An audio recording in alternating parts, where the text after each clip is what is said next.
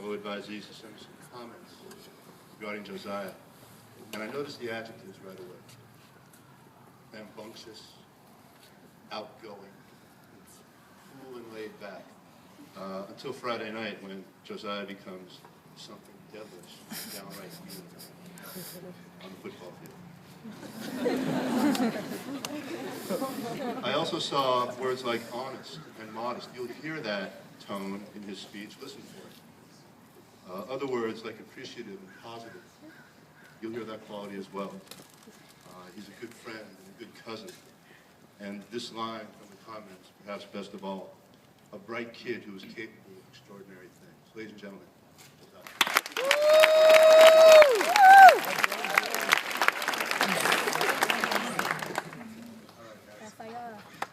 All right. The senior speech sign-up list is up. I knew exactly when I wanted to go already. Last. I was thinking maybe being last would give me the perfect amount of time to figure out exactly what I was going to say and extra time to go over it. But no. In fact, it is the day before I give my speech that I finally started to work on it. Sad, isn't it? Oh well. At least I know I'm not the only one, I think. I hope everyone doesn't think I'm going to give one of those sad or inspiring, touching stories that would make you cry, like my cousin Junior did 2 years ago. I heard about his speech from other classmates, and I heard that it was really good. It made a lot of people cry. People think, oh, he's Junior's cousin. He has a sad story too. But see, my cousin and I are two entirely different people, even though we once grew up under the same roof, around the same people and influences, and basically have the same background. I am nowhere near as persevering and inspiring as he is. I can tell you one thing though. I broke a single season record for tackles, which I'm very proud of. I even had the audacity to take a picture of it in the record book just to send it to him. But I'm not going to sit here and talk about my struggles, about how rough it was growing up, how it's really hard to make a living for my family. Especially when my moms can barely find a job or finding friends or family members on the news because they died the night before due to some stupid gang violence. Or even how my dad decided that other things are more important than me and my little brother during some of the most important times in our lives. I'm not going to do that all in front of you all, simply because that's just not me. And I really don't like talking about my personal problems. Coming to this school, when teachers found out that Junior was my cousin, they would give me that look as if they expected me to be just as smart and hardworking as him. But there's a big difference between me and him. He has a very good work ethic, unlike me. I remember my 8th grade year when I stayed at his house for the whole summer. Almost every day I saw him running and lifting more than everybody else. He inspired me. I thought, if he can do it, I can do it. But for some reason, when it comes down to it, I really can't do it. I'm probably one of the most laziest people you'll ever meet, which is totally opposite of you. And teachers found this out pretty soon after school started. Growing up, all my cousins and I really hated Junior. He thought because he was so much bigger and older than us, that he was the boss.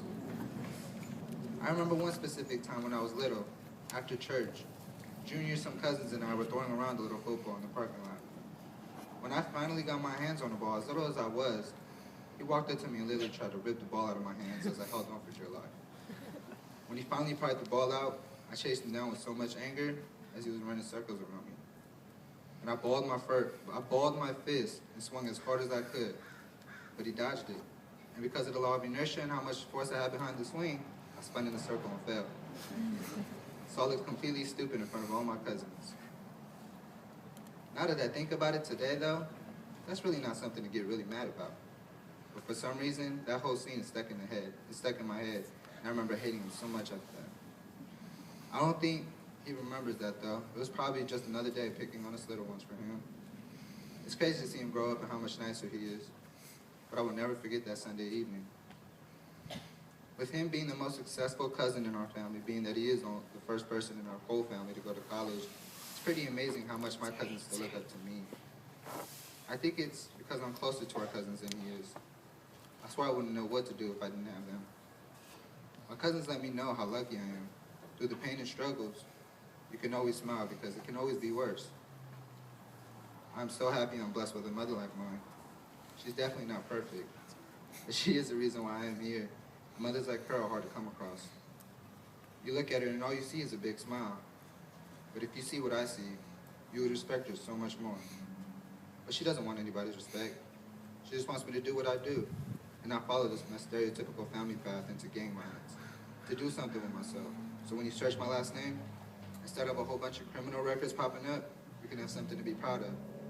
I love her so much for that. See, my cousins weren't blessed with opportunities like me. This really hit me not too long ago. I have these two cousins that I'm really, really close to. One's my age and one is younger than me. Both really tall, like 6'5" and 6'3", and we're really good in football. I'm much closer to the younger one though. I think about them almost every time I need motivation. It's sad because they weren't exactly raised like me. They have a father who basically lives in jail, and when he is out, he's nowhere to be found. They have a mom who's never home, and when she is, she's in her room sleeping. So they spend all their time not going to school and running the streets. The younger one was always the one ending up in juvenile hall, though. He has been in and out on different cases, and he's only 16. He's a thug. He's the type of kid who looks for trouble, really caught up in that gang life. Can nobody tell him what to do?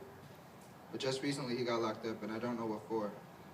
A month later, I ran into one of my old football coaches from when I was little, and he tells me that he talks to my cousin who's locked up because he's his counselor or something. That night made me look at my life a whole other way. He told me that my cousin has been venting to him, and all he ever talks about is me and my mom. It really hit me when my coach said that he looks up to me, and that he's maybe facing 15 alive. 15 alive as a 16-year-old is a very long time. The next day, I got to talk to him over the phone. He was telling me some crazy stuff.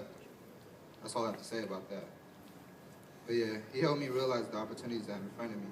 And the fact that he's looking up to me is pushing me even harder. I would have never thought someone like him would be looking up to me, of all people. It made me realize that not everybody has a mom like mine. Not everybody has the football skill I have.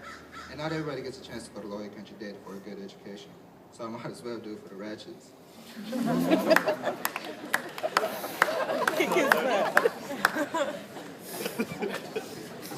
Situations like that really make me appreciative of what I already have. I'm always satisfied with the things I already have, and I don't really like to ask for too much from other people, especially my mom. I feel like she does enough for me as a single mother. That's why whenever she asks if I need money, I usually say no, because I know the things I'm going to spend it on are much less important than the things she needs to spend it on. So I hardly ever bother. For a jobless mother, she does a damn good job in keeping me and my little sister happy. That's why in the future, when I pop up on TV, my mom can say, "That's my baby." But yeah, I'm almost on the 4th page in this speech, and I don't want to exceed the 3rd page, so I'm going to close it. I know this whole speech thing didn't have an overall topic or meaning, but I'm fine with that.